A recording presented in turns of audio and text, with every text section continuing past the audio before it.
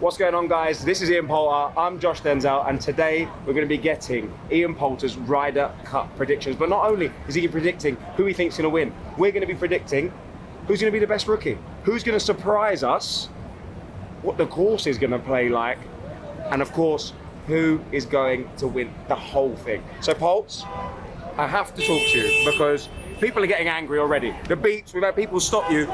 Sorry. I've seen this shirt before. Yeah. Give us the backstory. Why is it so important to have it in Times Square right now? Look, I haven't worn this shirt for 13 years. The last time I took this shirt off was Saturday night at the Ryder Cup 13 years ago, Medina. And the fact we're even doing this, we wasn't even going to do anything, but like we're coming to New York. I had a couple of days to come and play golf with some sponsors. I'm like, it just seems right to sort of get it out of the closet, put it on, iron it, doesn't smell too bad, and you know what? It's literally given me goosebumps since putting it on. Like that Saturday afternoon in Medina 2012, we know what happened. It was one of the most incredible turnarounds It's a miracle. in Ryder Cup. It was a miracle. And look, the theme for this week's Ryder Cup is that they're leaning onto the 4 away wins, right? It's all about how difficult it is to win on away soil. We did it in 2012. It was absolutely magical. It's an honor to slip this shirt on again. I know, like, I'd love to be part of it, and that would be absolutely remarkable and special. But look, I want to wish all the lads the best of luck. This is going to be a cauldron of fire for 3 straight days. It's going to be intense. It's going to be exciting. I'm actually jealous because you're going tomorrow morning. I know. Don't give me that you're going, I'm not going. You're going to be there. I'm not going. I'm not. I'm flying out first thing tomorrow morning. I'm jealous. Like the buzz of the first tee might be the best experience I've ever had, period. So enjoy it, embrace it, love it. The fans are going to be absolutely mental. So we're going to talk about the fact, because that's another prediction that we're going to get. Yeah. What you really think of the US fans, because it's not like you said enough already, is it? I don't know. I love the US fans, honestly. I do. I love them. I love them. Because there's about 100 behind the camera right now. Okay, the Friday pairings are out. They are, yeah. I want to go through them pair by pair and see exactly how you think they're going to play out. So, first off, talk to me. How is that going to go down? Look, I think that first match was kind of almost pre-scripted, right? When you turn around and you look at Bryson DeChambeau, Justin Thomas. Look at Bryson today. I saw some video clips. I saw him getting pumped. I saw him kind of hyping up the crowd. Justin Thomas is exactly the same. He's a high energy, high output. I've played against him. He's a hard cookie to beat, right? When he played with Justin Spieth, were very, very, very tough cookies in Paris. But look, Bryson's Bryson. He's going to want to hype this crowd up. He's been given that opportunity to go out there first for a reason. Yeah. He wants to get the crowd live and loud. Yeah. That's definitely going to happen. But you know what? Jon Rahm, Tyrrell Hatton. They're thick as thieves.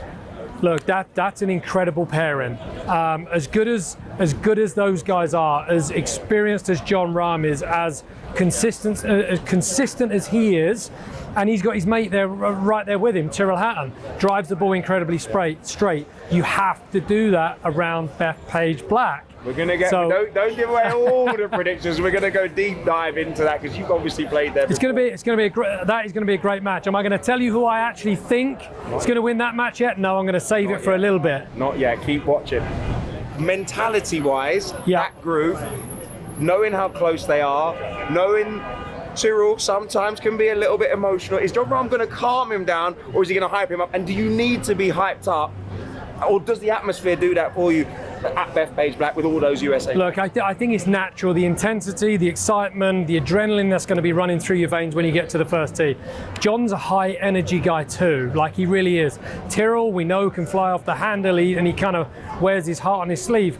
But they're not going to do anything silly to rile the crowd up. They're going to use that energy to hopefully to their benefit. They're not going to try and upset them. Look, it's going to be hostile, and we'll talk about the fans in a bit, but like, I like that matchup. I like the fact it's John and Tyrrell against Bryson and Justin Thomas. I think it's going to be fireworks. Okay, that's going to be that. Okay, that's the first pairing done.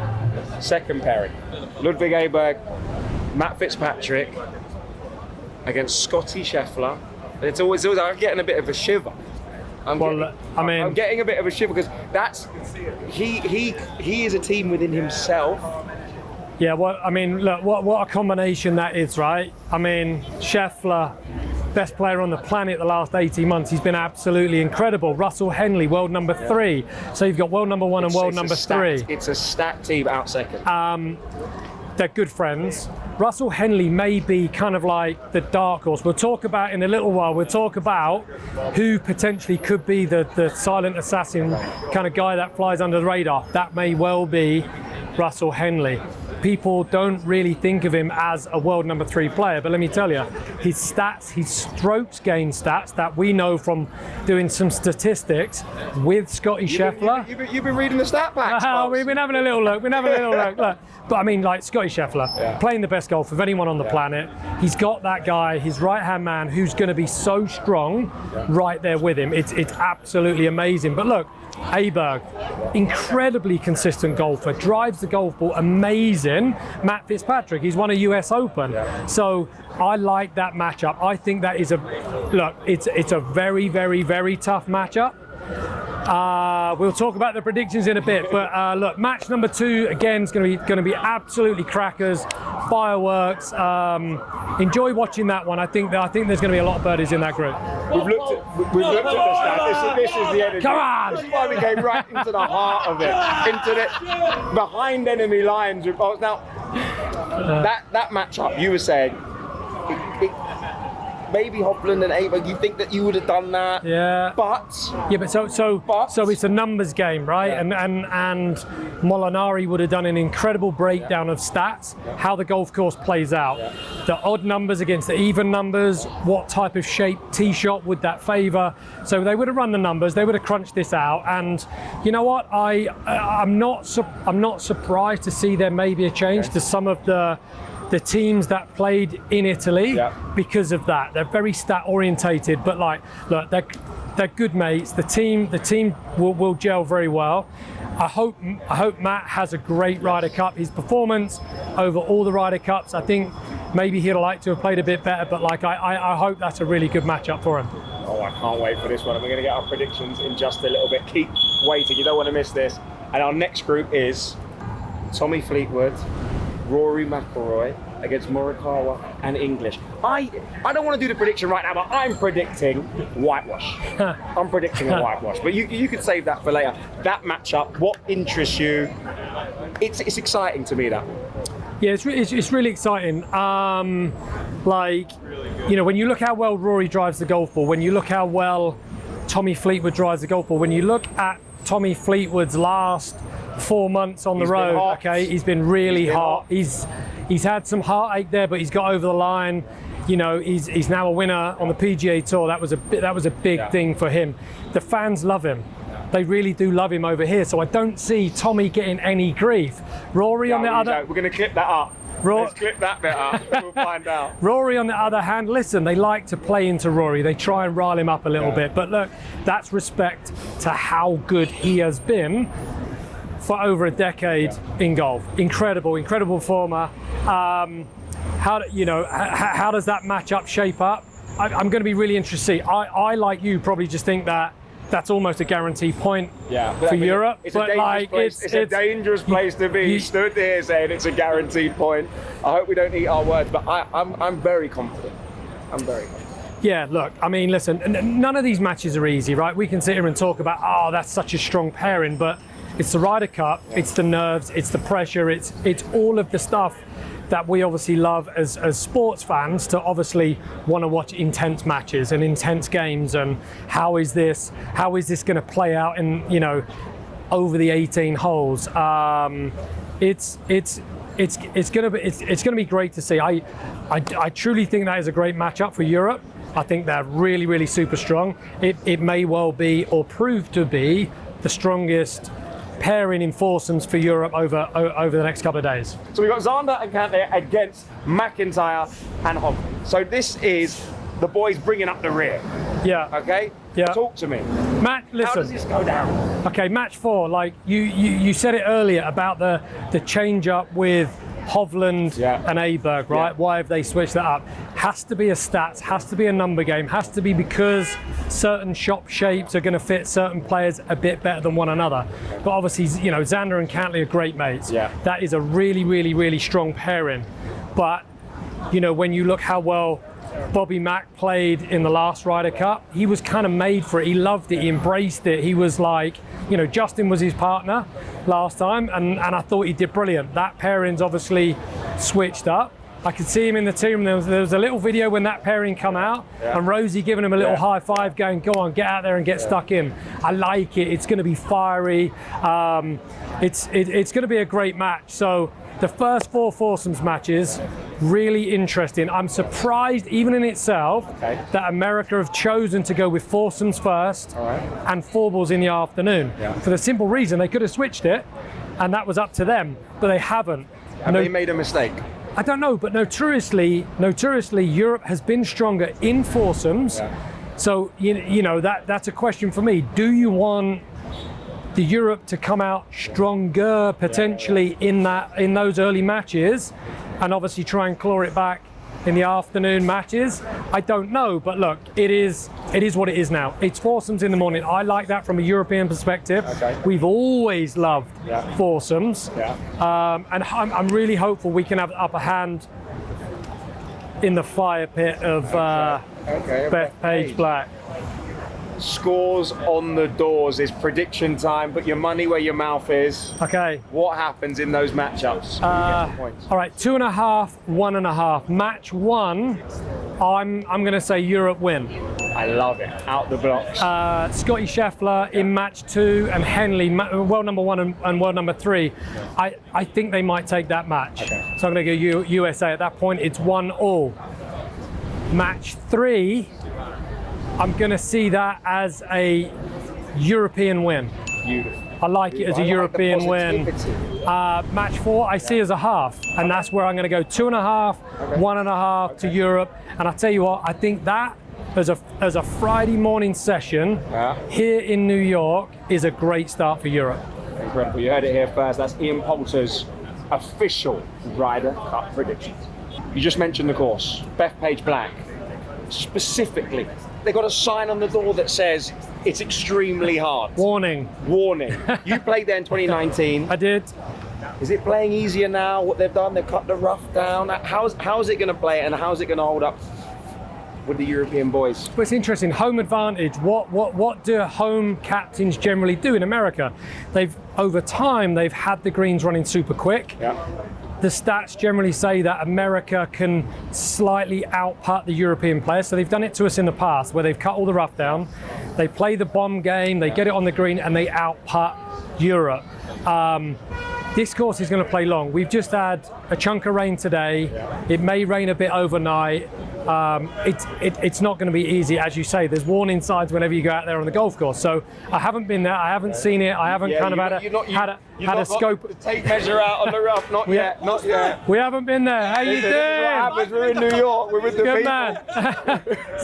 So look, it's a big golf course. It's a great test of golf. I think we're going to see birdies because the golf course is going to be soft, which is good. So I think it's good. It's good for the fans to watch that. It's good for everyone watching on TV. And you've got to feel your way through foursomes. But you know, a lot of these matches are going to be close. They're going to come down to the last couple of holes. Come on, Europe. Poults, I want to know from you, Ryder Cup legend, all-round golf nut, who is going to be the best player? Someone's saying Bobby Mack. Listen, we love Bobby Mack. He was awesome. Look, it's. I think Tommy Fleetwood's going to have a good week. I think he's going to play quite a bit, which is good. You're always going to look to. I think he's going to do great. That was so meaningful for him. You know, a month ago to get over the line. I think he just looks like he's totally relaxed and ready for it. On the American side, look, I think the obvious one is to turn around and say, you know, Scheffler's going to go out there and win all the points. I don't kind of think it's going to be that easy. I think Russell Henley, if he plays enough, he's going to be the kind of quiet, dark horse in that US team to watch out for. which rookie is going to shine? Who's going to stand out? Who is going to stand up to the pressure? Look, we've got one rookie, Rasmus. He looks, the surname's the same to his brother that played last time out, right? So on paper it's the same team, but it's not. His brother's in there now. So look, it's very powerful, very, very powerful to have less rookies in this situation. When you go through the US rookies, how much are they going to play them? How much are they going to lean on them at certain times? I think they're going to be used mainly, the US rookies are going to be mainly used in 4-ball. Yeah. Okay. But look, who would I pick out of all the rookies? Look, I think Rasmus is going to have a good week. I think it's going to be, I've got Europe just winning. Okay. I'm calling Rasmus. Poults, we've got to talk wildcards. Yeah. Not just the wildcard selections, but also who's going to be your tournament wildcard. Okay. So wildcard selections. Keegan Bradley, should he be played? Would you have picked yourself? For me, it's a really simple yes. Okay. I think yes, and the reason I say yes, look how well he played this year. Now I get it, I understand. I think I understand. Like for him, he would have been torn in a way of he accepted the role of a captain. Yes. He wanted to go and he wanted to captain this team, which is an incredible honour to be able to do that. But he played his way in that team. He should have really considered himself, and I knew he did, but he was torn, he was split. Who would have gone and then stepped in for him to do the captain's role? There's not, because the player captain is you think you it's can't an do it. You impossible can't do it. It's too busy. There's a lot going on. I don't think that would work. So I mean, there was talk, months out, if he makes the team, would Tiger come in and help out and all of that stuff. But look, I think it's admirable to sit here and say he's taken himself out the frame. Yeah. He's gone with 6 picks. He's chosen these guys for a reason to go and do a good job, and he's happy to be the captain role. So look, I want Europe to win, right, really badly. I don't want Keegan to get to the end of the week and go, what if? Yeah. Should I have played? Yeah. But he's not going to do that. He's a gentleman. I wish him the best of luck. It's all happening in New York right now. Poults, there's been a little bit of a change this time. 6 wild cards. Yeah. Rather than the 4. Yeah. As an old school man, how do you feel about that change? Old school man. No, Am when I I say that old? Old school man. No, That's nice. yeah, I get it. I get it. Listen, old and old school, very different. You are wearing a shirt. I am 15 from January. over a decade ago. I'm just saying. But not an old school man, a legend. Is that better? I love it. Thank you very much. I'm trying to get back in the good books. 6 or 4 to 6. How does that affect this? But it changed because when I first started, it was actually 10 guys that made it in, and there was only 2 picks. So they used to take 5 off the world rankings, and then they took 5 off the order of merit. That was way back, and 2 picks. And then slowly but surely, as other captains wanted to put the input, things were changing, and they wanted a little bit more freedom because America's generally had a couple more picks to have that way. So we changed, right? And then it got to a position where we know how golf has changed in the last few years, and they wanted that option to make sure they could make a team work for them, right? So 6 picks, it gives you much more freedom. But you say that, but then you look at the European team right now as it stands, and it's almost the identical team to what it was in Italy. So the 6 picks didn't really make that much of a difference. They almost cherry-picked themselves. So I think it's good. I think it gives the options there if needed. You had some choice words for American fans and maybe some choice ideas of how you deal with them. Just confirm with me, is that feeling still the same? Stood here, with a load of American fans behind we got some Europeans here as well in the background. Some security as well. But we're at Bethpage, and it's a cauldron. Yeah. And how much? I want to know, how much does the fans affect you on the golf? You talk about being sometimes a little bit nervous, especially as a rookie. Yeah. And then you look at the grandstand, and it's electric. It's it's a wall of noise. Yeah. How does that affect you as a golfer when it's a game of millimeters? Do you know what, the fans at every Ryder Cup are over passionate, but in a nice way, right? And they should be. Home course advantage is there for a reason, right? You get the ability to set the course up, but yet you get the opportunity to egg the fans on and really get them to make some noise. So how much are the American team gonna lean on that this week in New York? We know New York in general, with any sports in the United States, this is the loudest you're ever gonna see is here in New York. Bethpage Black. I don't know how many fans are going to be there tomorrow. There's probably going to be 60,000 fans. And I made a comment a few months ago. One comment. And I was like, I said they were stupid, right? But listen, look, in a way, listen, I'm not saying Americans fans are stupid, right? As what I said was the comments of mashed potato, right? And I'm still going to say it on camera right now, is fucking ridiculous. Okay. So you can bleep that out. But listen, mashed potato has it's got nothing to do with golf, right? But listen, I love the interaction with the fans. I love not necessarily winding them up, but like I kind of like using that to my advantage whenever I've played away Ryder Cups. Yeah, they get on your case. Yes, they're gonna be all over you at every opportunity. They're gonna try and get in your head.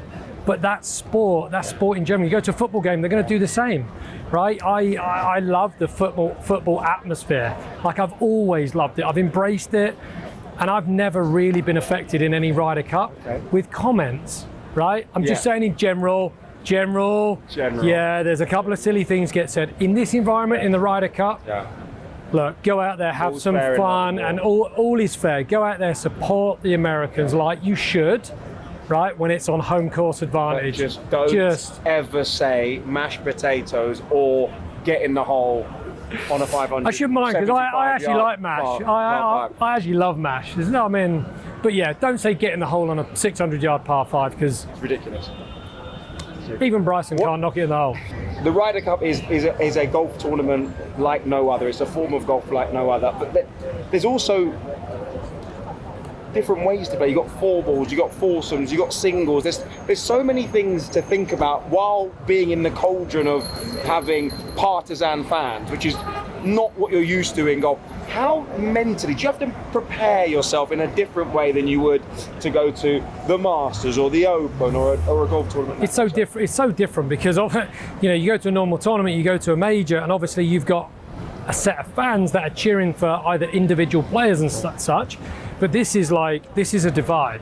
It's either black or white. It's USA, it's Europe, right? It's really simple from that regard. And it's like, that's what makes it, so loud, so intense when you've got, there's probably going to be 15,000 European. Are you going? Yeah, go and be loud. There we go. Right? So I think you can have like 15,000 European fans. You can have 45,000 US fans that are all singing and chanting it at the same time.